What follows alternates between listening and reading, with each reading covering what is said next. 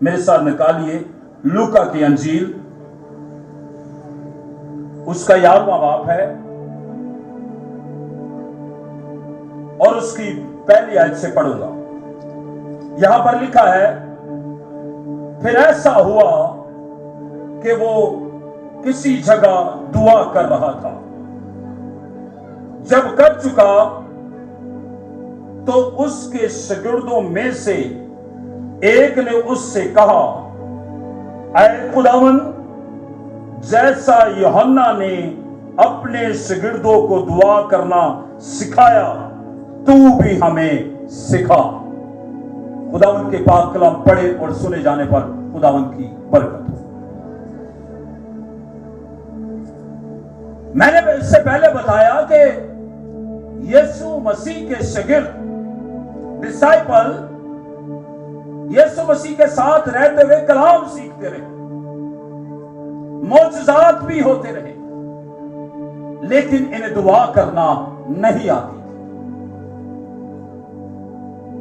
यहां पर जो पढ़ रहे हैं कि यीशु मसीह दुआ करके हटे और फिर एक शागिर्द ने, उन 12 शागिर्दों में से एक का ज़हन खुल गया और कहने लगा, ए मालिक, ए परवरदिगार, देख जिस तरह यूहन्ना के शागिर्दों दुआ करते हैं, यूहन्ना ने अपने शागिर्दों को दुआ करना सिखाई, तू भी हमें दुआ करना सिखा। फिर यीशु मसीह ने उन्हें दुआ करना सिखाई, और कौन सी दुआ सिखाई? आए हमारे, तू जो आसमान पर है। कोई कलाम नहीं सिखाया, कलाम साथ साथ रहते हुए सीखते रहे। उसके बाद मौजज़ात शागिर्दों के वसीला से होना शुरू हो गए और शागिर्द आकर यीशु मसीह से कहते थे कि तेरे नाम से बदरूहें भी हमारे ताबे हैं। लेकिन लिखा है कि दुआ करना यीशु मसीह ने उन्हें सिखाई। यीशु मसीह का जो फोकस था अपने शागिर्दों पर कि ये दुआ करना सीखें, क्योंकि दुआ जब करेंगे आसमान खुल जाएगा इनके लिए। जब इन्हें दुआ करना आ जाएगी तो हर मुश्किलात का मुकाबला कर लेंगे। जब इन्हें दुआ करना आ जाएगी तो हर चीज इनके कंट्रोल में हो जाएगी। हालेलुया।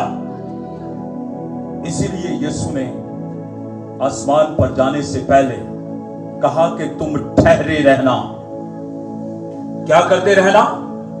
ठहरे रहना, मतलब कि मरकज के बाला खाना में ठहरे रहना और दुआ करना। और ये दुआ करते रहे, 10 दिन तक दुआ में ठहरे रहे, 10 दिन तक दुआ करते रहे। फिर रूह कुद्स का नज़ूल इन पर आ गया, रूह कुद्स की हजूरी इन पर आकर ठहर गई, पाक रूह की ब्लेसिंग्स इन पर आकर ठहर गई। अजीजों, इसलिए नहायत जरूरी है कि हम दुआ करना सीखें। आमीन। दुआ के तल्लक से कुछ बातें मैं आपके सामने रखना चाहता हूं। बाइबल मुकद्दस में 650 दुआओं का जिक्र है। ज़बूरों की किताब को छोड़कर 650 दुआएं हैं, जिसमें से मकबूल जो दुआएं ठहरी हैं, जो दुआएं सुनी गई हैं, वो 450 दुआएं हैं जो खुदा की हजूरी में मकबूल ठहरी हैं। मतलब कि 650 दुआओं में से 450 दुआएं हमारी सुनी गई हैं जो बाइबल मुकद्दस में है। ये ज़बूरों के अलावा की बात करना, और ज़बूर तो टोटली है ही दुआएं, 150 दुआएं तकरीबन वो बनती हैं। इसीलिए अजीजों, यीशु मसीह ने कहा कि तुम क्या करो, उन्हें दुआ करना सिखाई। और यहां पर लिखा हुआ है, मैं एक बात आपके सामने रखना चाहता हूं। पौलुस रसूल भी कहते हैं जब ये दुआ सीख गए, इन्हें दुआ करना आ गई, पौलुस रसूल को तजर्बा हो गया और ये कहने लगे, पौलुस रसूल ने कहा कि तुम बिना नागा दुआ करो। क्या करो? बिना नागा। बिना नागा मतलब कि कोई छुट्टी नहीं है दुआ की। बिना नागा हर रोज दुआ करो। जब तक हमारी दुआया जिंदगी नहीं भरती, हमारे अंदर कभी बेदारी आ ही नहीं सकती। इसीलिए बिना नागा पौलुस रसूल कहते हैं कि तुम दुआ करो। मतलब कि कोई छुट्टी नहीं है इसके अंदर। संडे की छुट्टी होती है जॉब से, जी होती है। हर जगह से आपको छुट्टी मिल जाएगी, लेकिन दुआ की कोई छुट्टी नहीं है। और हम सबसे ज्यादा छुट्टियां भी यही करते हैं कि इब्तदाई कलीसिया वो हर रोज इकट्ठे होते और उनके अंदर 4 काम उनके अंदर पाए जाते थे। आइए मेरे साथ निकालिएगा इन कौन से 4 कामों में, इन पर गौर करते हैं। अमाल की किताब और उसका 2 बाब आयत नंबर 40 से पढ़ेंगे। हालेलुया, मिल गया? तारीफ खुदा थे। ये इब्तदाई कलीसिया क्यों बढ़ रही थी? इब्तदाई कलीसिया के अंदर तरक्की क्यों हो रही थी? इब्तदाई कलीसिया के अंदर क्यों हर रोज तरक्की पर तरक्की कर दी गई? जी पढ़िए। और उसने और बहुत सी बातें जता जता कर उन्हें ये नसीहत की कि अपने आप को इस टेढ़ी कौम से बचाओ। बस जिन लोगों ने उसका कलाम कबूल किया उन्होंने बपतिस्मा लिया और उस रोज 3000 आदमियों के करीब उनमें मिल गए। जी। और ये रसूलों से तालीम पाने, क्या करने लगे? तालीम पाने, रसूलों से पहला काम क्या करने लगे? तालीम पाने लगे। जब रूह कुछ शागिर्दों पर नाजिल हुआ और शागिर्द गैर ज़बानें बोलने लगे और पतरस खड़ा होकर उन्हें कलाम सुनाने लगा और एक ही वक्त में 3000 लोग उनके साथ आकर मिल गए। और जो लोग उनके साथ मिल गए थे और वो सबसे पहले उन्होंने कौन से काम शुरू किए? क्या लिखा है? और वो रसूलों से तालीम पाने लगे। जिस तरह शागिर्द यीशु मसीह के साथ रहते हुए सीखते रहे, ये भी उनके साथ शामिल हो गए और उनसे तालीम पाने लगे, कलाम सीखने लगे। और फिर और रफाकत रखने जी और रोटी तोड़ने और दुआ करने में मशगूल रहे। और दुआ करने में क्या रहे?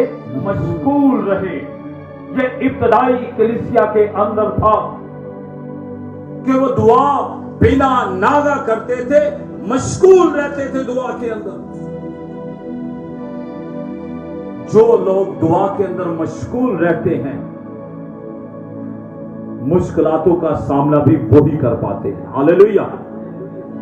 नहीं तो मुश्किलातें आती हैं, वो आकर आपको दबा देंगी, लेकिन आप दुआ करने वाले हैं। लिखा है बाइबल में, अगर कोई मुसीबत ज़्यादा हो तो क्या करे? दुआ करे। मुसीबतें आएंगी, परेशानियां जरूर आएंगी, लेकिन जो दुआ करने वाले लोग हैं उनको कभी भी गिरा कर नहीं जाएंगी, आती हैं और चली जाती हैं। Hallelujah, hallelujah. इसीलिए बिना नागा क्या करें? दुआ करें, ताकि मुसीबतों के मुंह क्या रहें? बंद रहें, मुश्किलातों के मुंह बंद रहें। इब्तदाई कलीसिया हर रोज दुआ में मशगूल रहती थी, हर रोज दुआ में करने में मगन रहती थी। इसीलिए वो बढ़ते गए, तरक्की करते रहे और खुदा उनमें सरफराजी पाते रहे। Hallelujah, hallelujah. इसी तरह यीशु मसीह हैकल में आए और हैकल के अंदर जब आए तो वहां पर एक शख्स था 38 बरस का मफलूज था। 38 बरस से उस हैकल में पड़ा था, बैते हौजा के हौज के पास। और क्या करता है, इसलिए लेटा रहता था कि जब कोई पानी हिले तो मुझे उठाकर इस हौज के अंदर उतारे ताकि मैं शिफा पा जाऊं।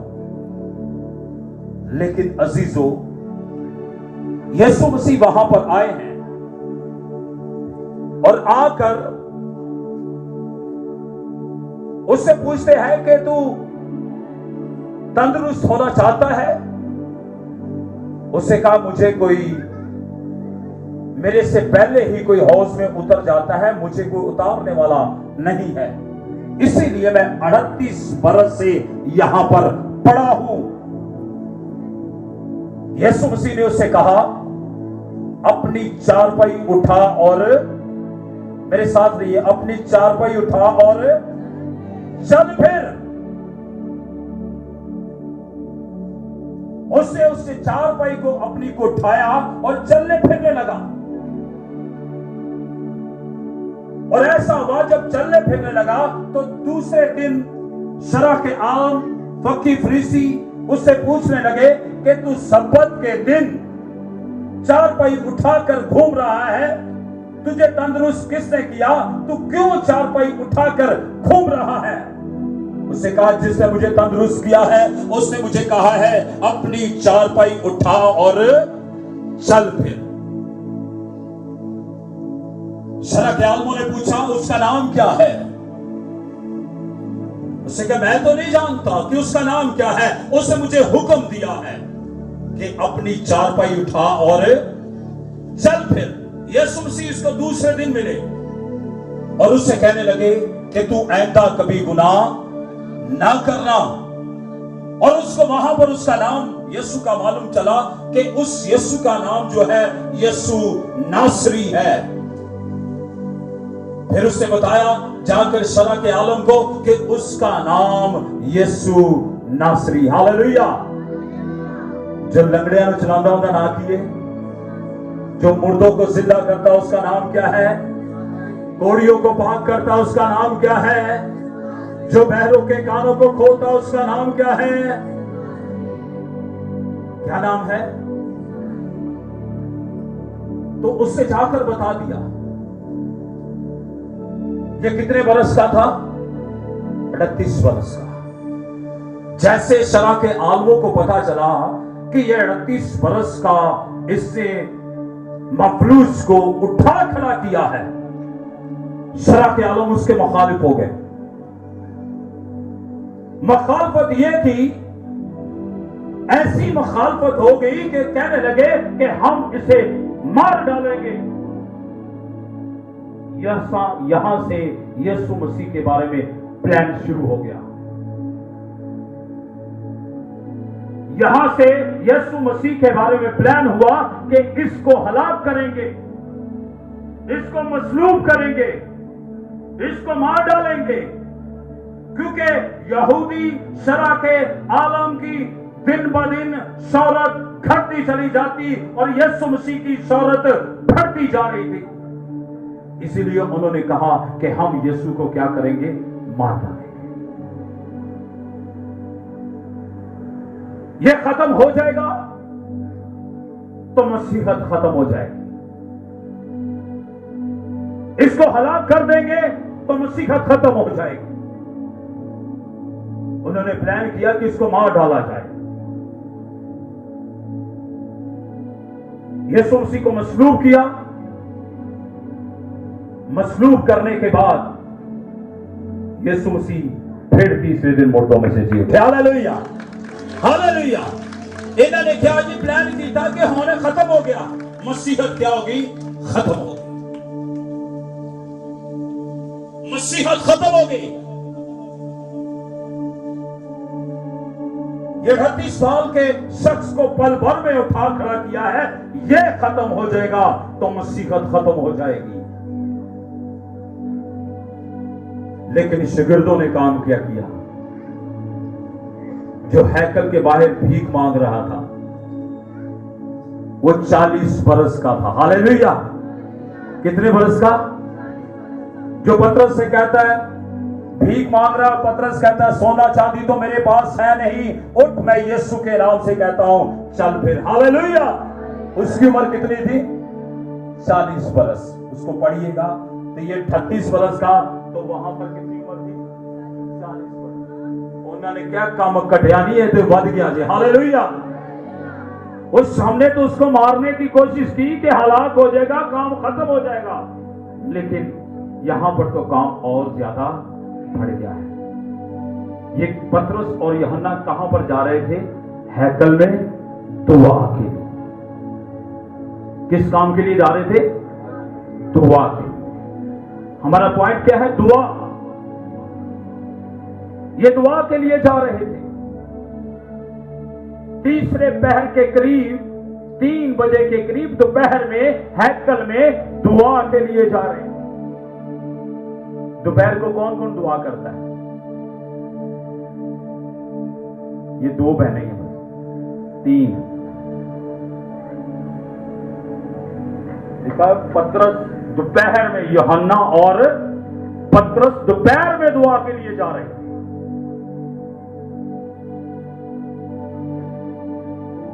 साडी दुआ किहड़े टाइम से होंदी? रात को सौण गया ताकि डर ना लगे। फिर पढ़ने किहड़े हैं? 23 ज़बूर। किहड़ा ज़बूर पढ़ने? खुदावंद मेरा जुबान है, मुझे कमी ना होगी, वो मुझे हरी हरी चारगाहों में बिठाता है, वो मुझे राहत के चश्मा। डर फिर जाते। पढ़ने के बाद दुआ करें। यीशु मसीह ने कहा, अपने शागिर्दों को, डिसाइपल को यही सिखाया कि तुम दुआ करो। पौलुस रसूल ने कहा कि तुम बिना नागा दुआ करो। अच्छा, सबसे ज्यादा दुआ कहां पर करनी चाहिए? जो जहां पे सबसे छोटी होती है, वो कौन सी जगह है? बाप बेटा पढ़ो तो रोटी हाथ पढ़ो। सबसे छोटी दुआ हमारी कहां पर होती है? हाँ जी, खाना खाते हुए। सबसे छोटी दुआ हम लोग उस वक्त करते हैं। अच्छा, ओथे घट करनी चाहिए कि ज्यादा? खुदावंद तेरा शुक्र है कि तूने हमें लाखों करोड़ों में से बेहतर रखा हुआ है कि तू हमें खाना खिला रहा है। खाने के ऊपर दुआ क्या करनी? दिलो जान से किया करें। खुदावंद जिन्हें नहीं दिया उन्हें भी मुहैया कर। आमीन। बिना नागा दुआ करें। मॉर्निंग दुआ। यीशु मसीह सुबह सवेरे पसीदगी में बैठ कर दुआ किया करते थे। अपने शागिर्दों से लग हो जाते और दुआ में टाइम देते थे। और लिखा है कि यीशु मसीह पूरी पूरी रात दुआ करते थे। उनका वक्त ज्यादा दुआ में गुजरता था। सारी रात दुआ करने के बाद फिर वो सुबह के लिए खुदबत में जब निकलते तो बदरूहें देखते ही चीखे मारते छोड़ जाती थी। हालेलुया।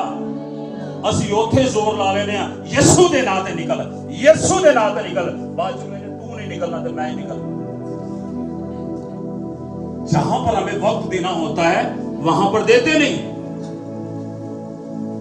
दुआ का वक्त है रात में। खुदा से कुव्वत ले, उससे ब्लेसिंग ले, उससे रुल कुछ का मस्सा मांगे। फिर सुबह जिस काम के लिए निकलेंगे वो काम आपका बाइस से बरकत हो जाएगा। Hallelujah, hallelujah. ਅਸੀਂ ਕਹਿੰਦੇ कि ਇੱਥੇ नहीं जोर लाना, ਉੱਥੇ जाके जोर लाना।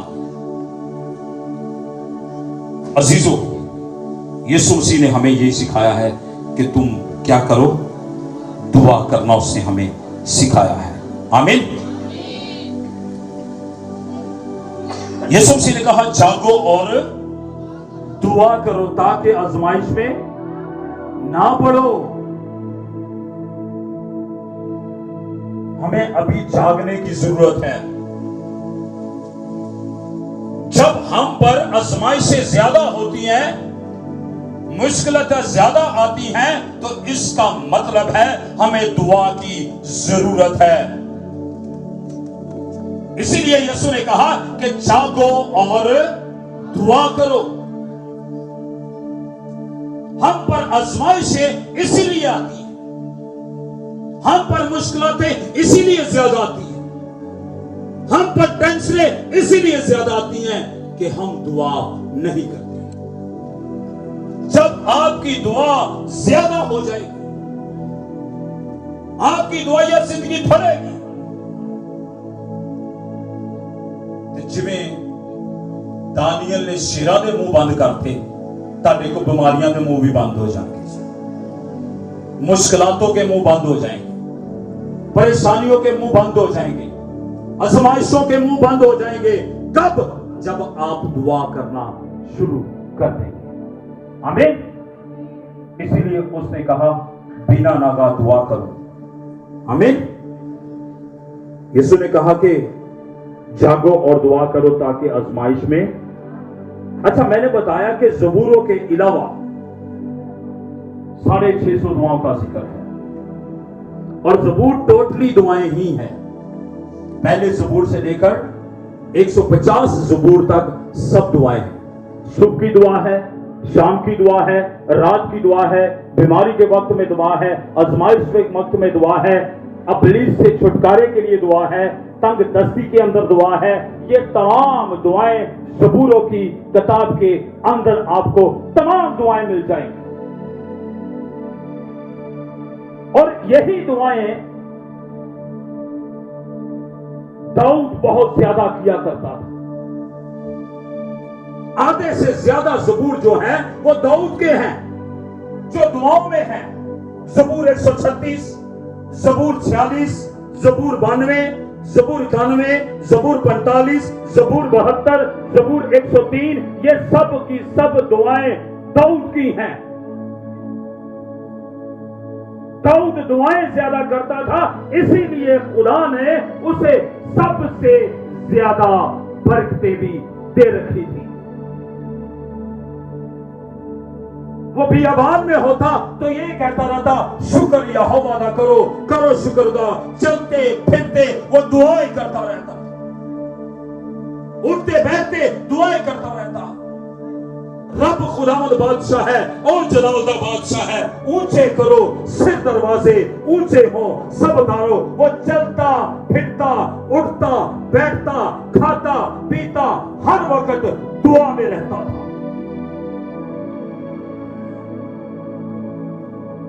इसीलिए अजीजों, आप जितनी ज्यादा दुआ करेंगे आपके पास उतनी ही ज्यादा बरकतें आएंगी। और अगर हम दाऊद की बरकतों को गिनना शुरू करें तो बेशुमार बरकतें खुदा ने उसे दी भी थी। हालेलुया। उसके पास बरकतें क्या क्या थी सुनिएगा। दाऊद भेड़ बकरियां चराने वाला था। जब दुआएं उसने ज्यादा की तो फिर कौम बनी इस्राइल का बादशाह बन गया। हालेलुया। जब दुआएं उसने ज्यादा करना शुरू की, भेड़ बकरियां चराने वाला शख्स वो बनी इस्राइल कौम का बादशाह बन गया। फिर खुदा ने उसको बादशाह के अलावा नबी बना दिया, अच्छा वर्शिपर बना दिया, अच्छा शायर बना दिया। फिर खुदा ने उसको नबी बना दिया। फिर सबसे उत्तम आला बात खुदा ने कहा कि मेरी मर्जी के मुताबिक मुझे मिल गया। हालेलुया। जोरदार तालियां खुदा के जलाल के लिए। दुआ करने वाले शख्स के लिए खुदा ने बरकतें भी कसरत की रखी हैं। जो शख्स जितनी ज्यादा दुआ करता है उतनी ही ज्यादा बरकतें की लाइनें उसके ऊपर लग जाती हैं। आमीन। गाने वाला बना दिया, फिर खास मस्सा उस पर आकर ठहरता था। जब वो वर्शिप करता था ऐसा मस्सा उस पर आकर उस पर ठहरता था कि बदरूहें छोड़कर चली जाती थी। आमीन। ये किस पर होता था? दाऊद पर। इसीलिए अजीजों, यीशु मसीह ने अपने शागिर्दों पर तवज्जो ही यही दी कि इन्हें दुआ करना सिखाई जाए।